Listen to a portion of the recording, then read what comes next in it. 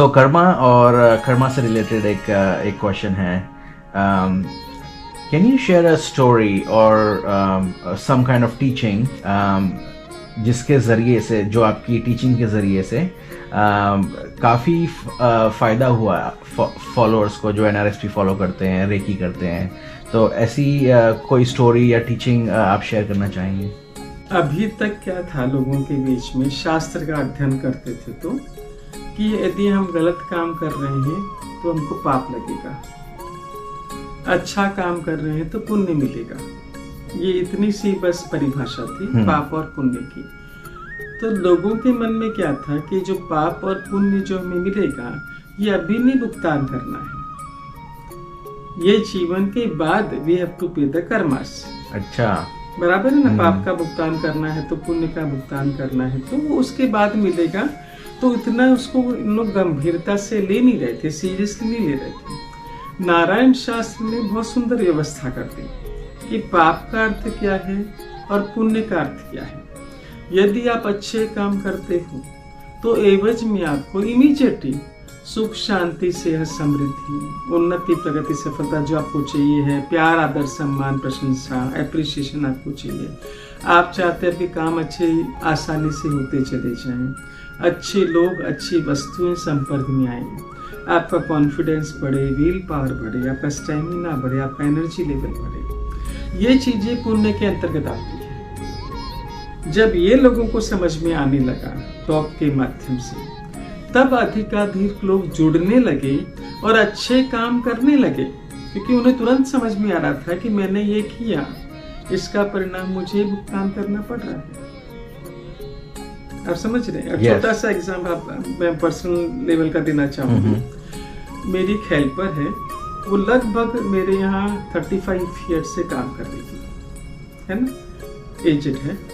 और वो करने के बाद वापस मुझे करना पड़ता है, जैसे प्लेटफॉर्म साफ करना है तो एक दिन उसने करके रखा और नीटली नहीं था, तो मैं जोर से चिल्लाई उसके ऊपर कि तुम 35 सालों से काम कर रही हो, तुमको मैंने 25 बार समझा दिया, सामान तुमको इस तरह रखना है, तुम रखती हो, मुझे वापस वैसा ही करना पड़ता है, मेरा भी टाइम एनर्जी जाता है. बोल दिया. फिर मुझे एहसास हुआ कि मेरी वाणी तेज है जो नहीं जानी चाहिए.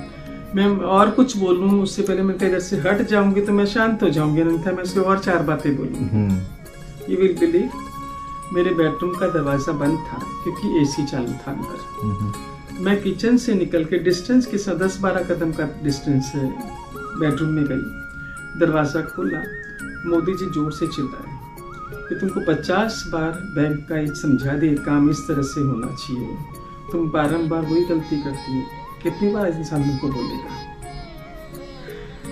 मतलब इतना सा डिस्टेंस पार किया था और बहुत जोर से बोली. मैं समझ गई, मैंने कहा उसको 25 बार बोल कर आई थी या 50 बार सुनने को मिला. Instant feedback, instant.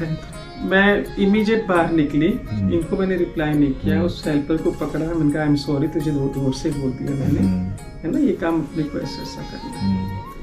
उससे सॉरी बोल के मैं कमरे में आई. मोदी जी ने मुझे, जबकि उनको नहीं पता मेरा उससे कन्वर्सेशन क्या चल रहा है, कुछ नहीं मालूम. I am very very sorry, तुमसे बहुत ऊंची आवाज में बोल दिया, पर ये काम तुम इस तरह करा करो.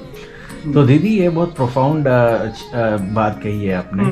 लोग आते जाते किसी को भी, जैसे वर्कर्स रहते हैं घर पे या फिर ऑफिस में एम्प्लॉयज रहते हैं, जैसे बॉस और एम्प्लॉय का रिलेशनशिप रहता है, तो विदाउट थिंकिंग मच ऐसे ही बोल देते हैं, ऊपर नीचे आवाज तेज कर देते हैं कि चलता है ये. तो ये नहीं करना चाहिए बेसिकली, क्योंकि नहीं करना वो 11 टाइम्स होके वापस आएगा, 100% आएगा. आप खुद अभी तक आपको जैसे समझो नहीं पता था ये चीजें ऐसा होती है ना. अब जब आप देखेंगे प्रैक्टिकल लाइफ में, आप बराबर कनेक्ट कर पाएंगे. हम लोग झट कनेक्ट कर लेते हैं, क्या बोला था, क्या मिला. हाँ, ओके, है ना. अब धीरे धीरे आप भी इस फील्ड में आ जाओगे ना, तो आपको समझ में आएगा कि मैं स्टाफ को जोर से बोल के आया था, तब उस मेरे से वो तो रिप्लाई नहीं कर सकता क्योंकि आपसे पद, पैसा, प्रतिष्ठा में कमजोर है. फिर जो आपसे पद, पैसा, प्रतिष्ठा में ऊंचा है, वहां से आपके पास बराबर वापस आएगा. Okay, so this is very good, very profound. Thank you, Didi.